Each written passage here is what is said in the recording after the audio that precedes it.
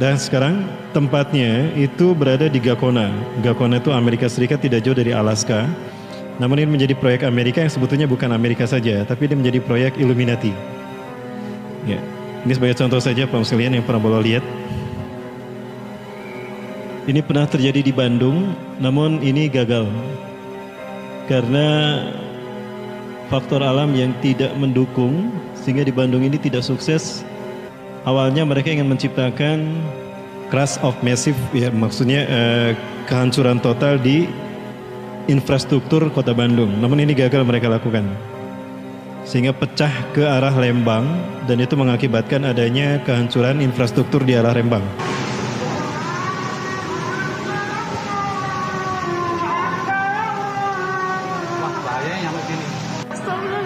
Nah, kalau dilihat dari bawah seperti ini,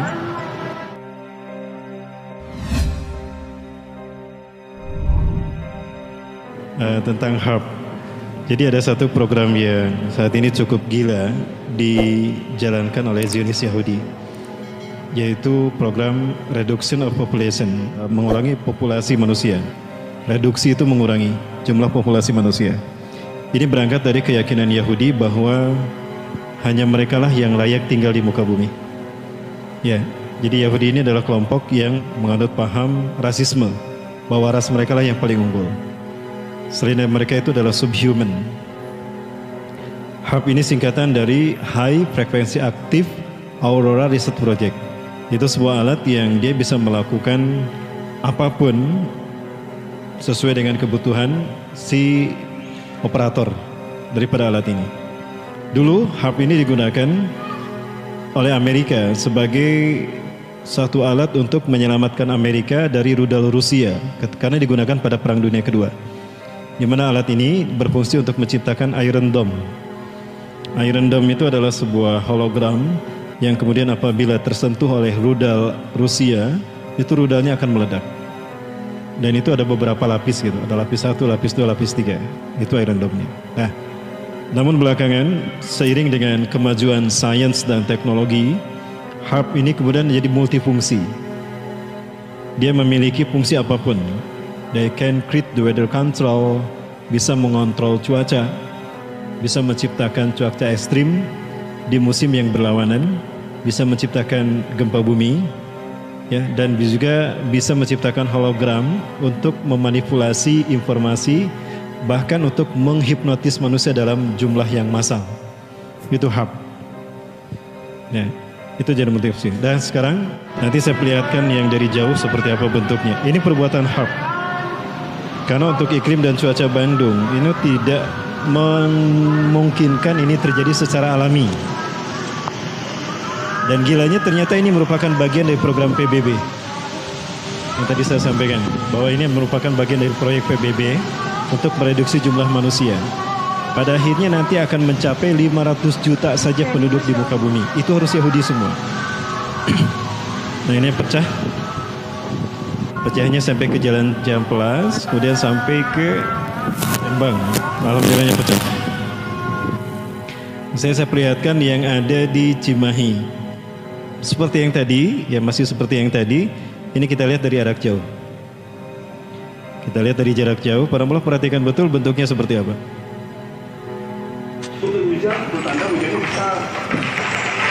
Video udah.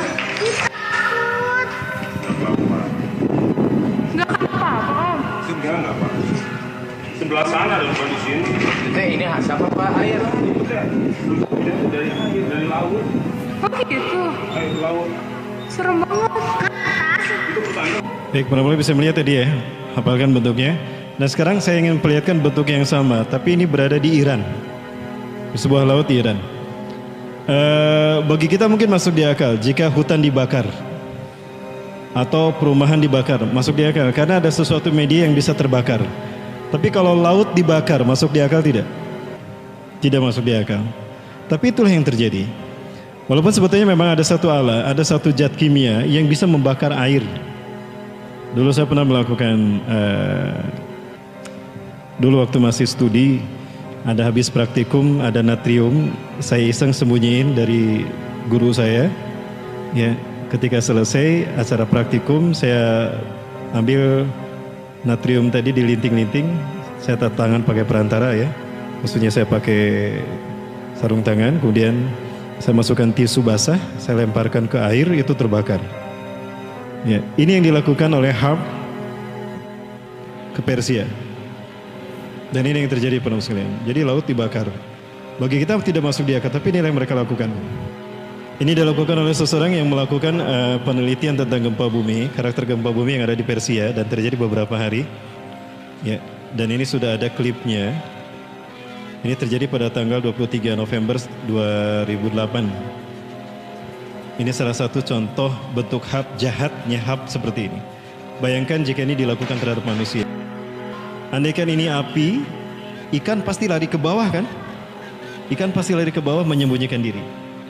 Logika kita pasti begitu, bersembunyi di batu karang. Pasti itu ikan lakukan, tapi itu pun tidak menyelamatkan nyawa mereka. Karena faktanya mereka matang, mendidih dan itu bau racun toksin.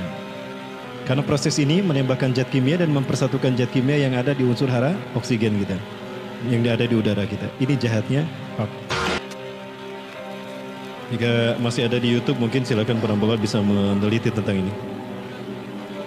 Dan ini adalah makhluk flora fauna ciptaan Allah Subhanahu wa taala ya. Dia adalah hewan yang begitu cantik, lumba-lumba yang menjadi pembuat ini indah luar biasa. Namun apa yang terjadi?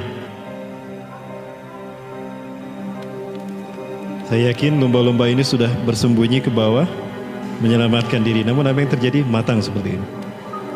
Seperti pindang. Ya, pindang tongkol. Tapi ini tidak bisa dikonsumsi karena bau toksin, bau racun kimia. Bukan yang kecil tapi yang besar, bukan puluhan, bukan ratusan tapi ribuan.